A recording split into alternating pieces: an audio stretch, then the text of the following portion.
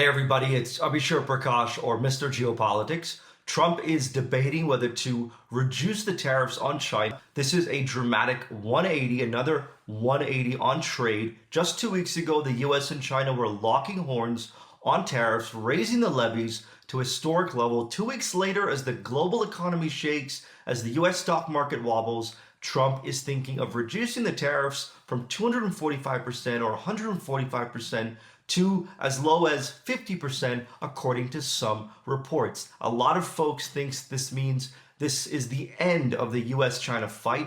This is not the case. This is an economic war that will reshape the world. This is not about tariffs and trade, and we are only in early days. There are two key points to think about. The first is that Trump's ideas and America's goals are being rebuffed around the world. First, it's Russia-Ukraine. Now it's the Iranian nuclear talks. And alongside it is that China is not behaving economically the way America wants. Nations are giving the U.S. the cold shoulder. They're no longer dancing to America's tune the way they did during Trump's first term. And this is a huge shock, a huge strategic change for Trump, one that if he doesn't adapt to will create more friction between America and the world. Second is that the US-China economic war, the ball of this war, is now in China's court. China is in the power position. The Chinese can now decide whether they meet Trump halfway and try and find some kind of stable environment,